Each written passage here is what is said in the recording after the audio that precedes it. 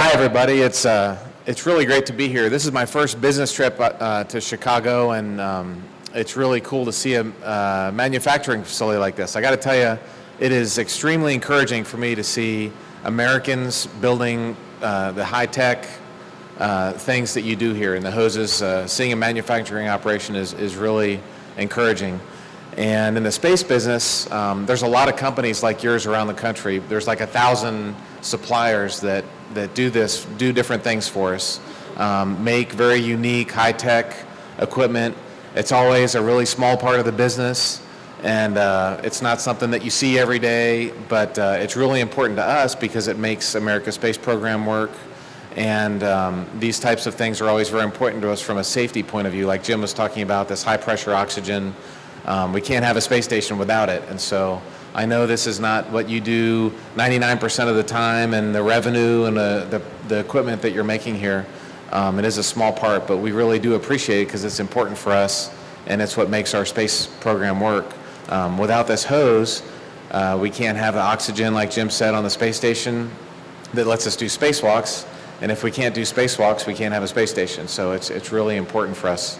And what's cool for me is that hopefully I may be the guy that installs this, and I'll certainly be using it while I'm there. So it's near and dear to my heart. But it's good being here in Chicago. There's a couple of Chicago astronauts. A guy named Lee Archambault is a good friend of mine. He's a pilot from here, and I was hearing that White Castle is the place to go. Is that true? Maybe like on the way to the airport, we'll have to stop by and get one of those later on tonight. But I've got a video to show from my space shuttle flight from a few years ago. It was an assembly mission on the space station. We brought up 2 modules. It was the only flight that brought up 2 modules on one flight. One was Node 3, which is our big living area, and the other one was the cupola, which is this big 7-windowed module that's the coolest module up there. It's everybody's favorite place. You can look out and see the Earth, and it's really awesome. So I'll show you a video that walks through that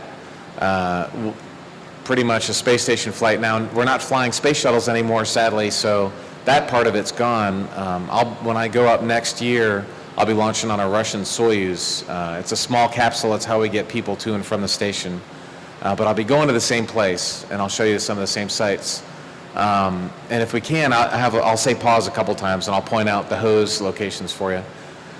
On the last flight, the Node 3 module requires cooling, and the coolant that we use in space is ammonia, which, as you guys know, it's in your house cleaners. There's ammonia, and it smells really strong, but that's really, really low concentration. The ammonia that we use is really dangerous. I mean, it's deadly. If they say if you breathe it, it's too late. So we have these long ammonia hoses to move the coolant back and forth between the modules, and we keep those outside because we don't want them inside because ammonia is dangerous. And the Node 3 required this really long hose, and it was like an 8-meter hose, which is 25 plus feet, which was the longest hose ever. And that doesn't seem like you guys have these 200-foot hose things here, so 25 feet doesn't seem like much. But in space, when you're in a spacesuit that weighs 400 pounds and you're trying to deal with this hose that when you unwind it, it sticks out. And anyway, it's very difficult. It's a real pain in the butt to deal with these long hoses when you're doing a spacewalk. So, and I'll show you some of the video of them doing that. But they were having problems with their welding, and the hose wouldn't pass the burst test. And just a few weeks before launch, we were sending guys up to Huntsville, the NASA center in Huntsville, that was doing this to try and figure out what we're going to do. And anyway, it came down to we had to take shorter segments of hoses and weld them together because this one really big hose wouldn't work, and it almost delayed the shuttle and the space station program. These guys had to work extra overtime, but because of that problem that we had, I think that's kind of the genesis that brought U.S. hose into NASA, and we're using you guys to work on our hoses now because it's a tough problem to solve, especially the welding part of it is tough. And it just needs to be done right. So we're really happy and thankful that you guys do this work for us. It's important. So you'll get a chance to see the hose. When they welded this thing together, we called it Frankenhose because it was this conglomeration of different hose parts.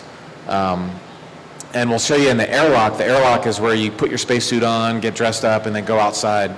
And that's where this this thing's called NORS that we're setting up, and that's where it's going to be. So hopefully, if we can see it, I'll hit pause and just point it out for you guys. But we can start the movie. This is